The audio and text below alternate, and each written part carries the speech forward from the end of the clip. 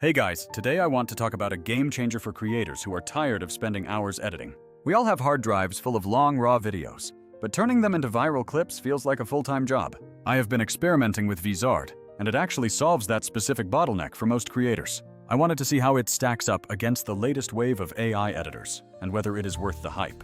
First off, getting started is incredibly simple, and the sign-up process is completely frictionless. They offer a generous free tier that is actually usable for small projects and initial testing. You can easily test their AI's ability to pull out viral moments without needing an enterprise account. It is perfect if you just want to keep a steady flow of content going to your social channels. The real magic is the algorithm that scans your footage for engagement, audio peaks, and visual interest. I threw a 30-minute interview into the software to see how it handled the raw data. Within minutes, it returned a handful of usable clips including hooks, insights, and funny moments. This workflow effectively saved me hours of manual labor in my editing suite. While it sometimes misses the slow burn jokes, it is remarkably consistent for surface-level edits. I love that you can actually nudge the AI to change your output preferences. If the clips feel too long or too short, you can adjust the thresholds and get new suggestions instantly. It feels less like an autopilot and more like a super efficient editor assisting with the first pass. When comparing it to platforms like Runway, Vizard is much more focused on finding existing highlights. Other tools might be better for synthesizing video, but Vizard excels at repurposing what you already have. It is built specifically for creators who need to maintain a consistent output across platforms. The built-in publishing features are a massive relief for anyone managing multiple accounts. You can tell the system how often to post, and it handles the queue and scheduling for you. It creates a workflow that feels very intentional, like having a manager handling your posting. The tool handles all the standard formats like vertical for TikTok and square for Instagram. It automatically detects the focal point, so your subject does not get cut off during the crop. While the auto reframe isn't perfect, it is still light years ahead of cropping everything manually. Having a central calendar to see your scheduled and pending posts is a game changer. This is particularly useful if you are managing a small team or multiple content channels. You can shuffle your post cadence or swap captions right there without needing external software.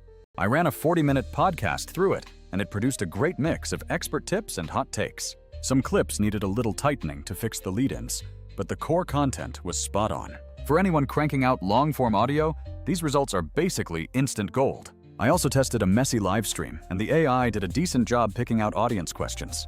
It even caught a funny moment where someone was laughing, which I might have missed. If you need complex motion design or advanced graphics, you will still need a professional editor. One thing to note is that it struggles slightly with narrative flow in short films. Sometimes the automated cuts can feel a bit jarring if you are trying to preserve a slow burn.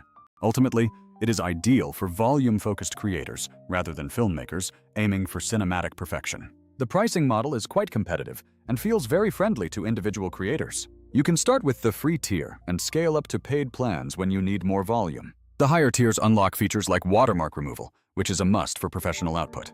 The export options are great, letting you pull raw clips or fully rendered files. I love that I can grab the raw cuts to use later in my more complex editing projects. It also generates basic subtitles, which is critical for social videos that play on mute. It doesn't try to synthesize new, fake video like those experimental generative platforms do. It fills the gap for creators who just need to turn their daily content into social posts. The only downside is occasional latency during peak times when lots of users are rendering. The support team has been responsive whenever I ran into those minor queuing issues. Remember that this AI does not replace your human taste for tone and pacing.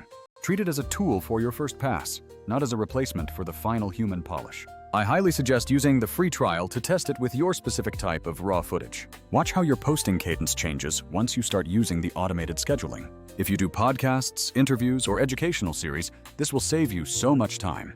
The content calendar alone is worth upgrading for if you juggle multiple social channels. It is not trying to be every creative tool, just the best at making long videos work for social. For the everyday creator needing speed, it is one of the most practical tools I have used. Drop a comment if you have tried this, or if you have other tools you want me to test.